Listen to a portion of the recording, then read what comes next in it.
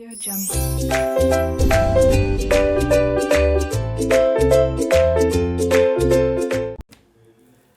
Hello दोस्तों, स्वागत है आपका हमारे चैनल निमोनिक्स की दुनिया पर।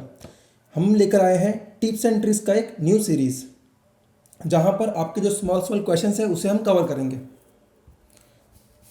जैसा आप जानते हैं, मैं हूं सीए नीलेश पवित एंड मैं आपको हेल्प करूंगा आपके प्रॉब्लम को दूर करने में। तो चलिए आज का हम क्वेश्चन देखते हैं क्या है। तो आज का हमारा क्वेश्चन है गोइंग ब्लैंक इन एग्ज़ाम। बहुत सारे स्टूडेंट्स हैं जिनको ये इशू आता है। तो अगर आप भी उन लोगों में से हैं जो एग्ज़ाम के वक्त ब्लैंक हो जाते हैं या जब आप रिवाइज करते हो तो आपको चीज़ें याद नहीं रह पाती है, तो ये वीडियो आपके लिए है, तो अंत तक बने रहे। तो इस वीडियो में हम कोशिश करेंगे कि आप एग्ज़ाम में ब्लैंक ना हो और आपको चीज़ें याद रहे। तो सबसे पहले तो समझते हैं कि रूट कॉज क्या है। तो रूट कॉज दो है। फर्स्ट है रिवीजन एंड सेकंड है टेस्टिंग योरसेल्फ। तो मैंने ऐसे बहुत नोट किया है, इवन मैंने मेरे खुद के टाइम में भी ये देखा था कि जब मैंने मेरा पूरा पढ़ाई किया एंड जब मैं फर्स्ट रिवीजन करने बैठा तो वो टाइम पे मुझे कुछ याद ही नहीं रहता। मतलब मैं एकदम ब्लैंक हो रहा था बार बार कि ये क्वेश्चन क्या है, ये क्या कंसेप्ट है, तो मुझे चीज़ें याद ही नहीं रह पा रही थी। तो देन आई रियलाइज कि बच्चे जो है, इवन इंक्लूडिंग माई सेल्फ, बच्चे जो है वो क्या कहते हैं ना, बस कंप्लीट करने में वो फोकस करते हैं। यानी कि उन्होंने सोचा है कि जीएसटी जो है उसको हमको ख़त्म करना है 4 डेज़ में, तो बस उसको 4 डेज़ में कैसे ख़त्म करना है बस वो सोचते रहेंगे।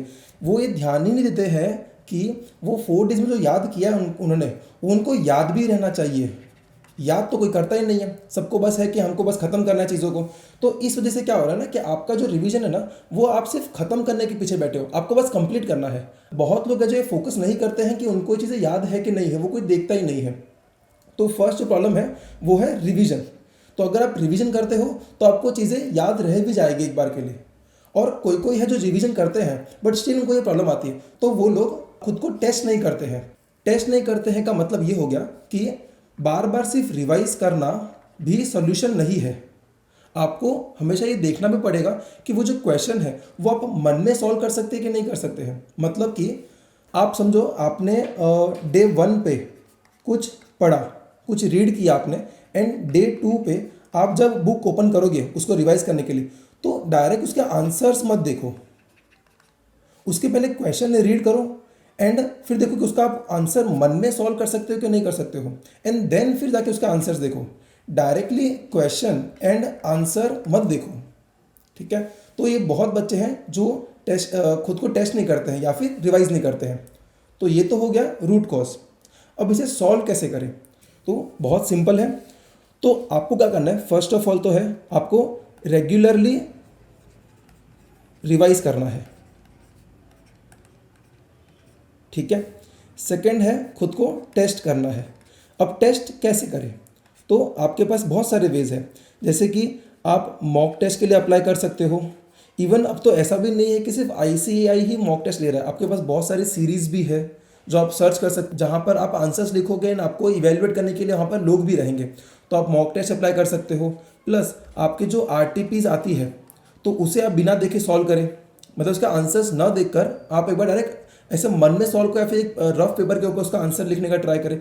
इवन जो पास्ट पेपर्स है आप उसे भी सॉल्व करने का ट्राई कर सकते हैं एज अ प्रैक्टिस। और अगर कुछ नहीं तो आप क्या करो, जब आप रिवाइज करते हो, ठीक है, तो रिवाइज करने के टाइम पर आप क्वेश्चन रीड करो एंड जो आंसर्स है उसको आप ऐसा अपने हाथ से ढक दो ताकि आपको दिखे नहीं उसका आंसर, एंड एक बार खुद से इवेलुएट करो कि इसका आंसर क्या होना चाहिए आइडियली आपके अब तक के नॉलेज के हिसाब से, ठीक है। तो इस वे से आप खुद को टेस्ट भी कर पाओगे। और अभी इसमें एक और इम्पॉर्टेंट चीज़ है कि आप जब फर्स्ट टाइम पे करोगे ना, तो फर्स्ट टाइम पे आप एकदम ऐसे डर जाओगे, मतलब आप ब्लैंक हो जाओगे, आपको ऐसा कॉन्फिडेंस भी लूज हो जाएगा आपका। तो ऐसे डरना मत, क्योंकि फर्स्ट टाइम है आपका, तो ऑब्वियसली आपको चीज़ें याद नहीं रहेगी। बट ये जो अपना जो ब्रेन है वो कैसे वर्क करता है ना, अगर आप रेगुलरली प्रैक्टिस करोगे तो आपका ब्रेन भी हैबिचुअल हो जाएगा आपके ये ब्लैंक, ये डर से, ये जो फियर है आपका, ये फियर से भी आपका जो ब्रेन है वो फिर हैबिचुअल हो जाएगा। एंड जब आपका ब्रेन फियरलेस होता है तो वो टाइम पर आपके जो चीज़ें याद आपने की है वो आपके माइंड में कहाँ ना कहाँ तो स्टोर है, वो आपको ब्रेन आपके सामने लेके आ जाता है। तो जब आप कंसंट्रेट करके कोई भी चीज़ रीड करते हो तो ये बात हमेशा ध्यान रखना कि वो जो चीज़ रीड की है आपने वो आपके सबकॉन्शियस लेवल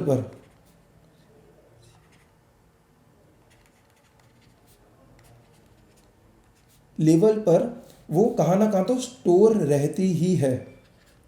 ठीक है। और जब आपका माइंड शांत रहेगा तो जो चीज़ आपके माइंड में स्टोर है वो आपके ऑटोमेटिकली सामने आ जाएगी। ठीक है। तो एकदम सिंपल है। तो मेन जो अपना एम है वो है कि आपको शांत रहना है एग्ज़ाम के टाइम पर, बिकॉज शांत रहेंगे तो चीज़ें अच्छे से हम लोग वर्क कर पाएंगे। अदरवाइज क्या हम हाइपर हो जाएंगे और चीज़ें जो चीज़ें याद भी है हमको वो हम भूल जाएंगे। तो इतना सिंपल है आप एग्ज़ाम में कैसे ब्लैंक ना हो। तो एक बार हम इसे रिवाइज कर लेते हैं कि हमने क्या क्या पॉइंट्स यहाँ पे कवर किए हैं।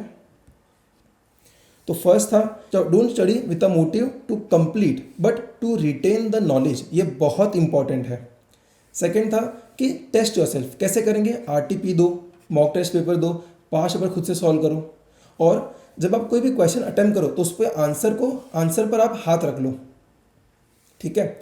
एंड लास्टली आपका जो ब्रेन है उसको आपको ट्रेन करना है ऐसे सिचुएशन को फेस करने के, सो दैट कि आप काम रहे एग्जाम के टाइम पर और आपको जो चीज़ें हैं वो इजीली याद रहे। आई होप आपको ये स्मॉल जो ट्रिक है वो हेल्प करेगी during your exams. Thank you.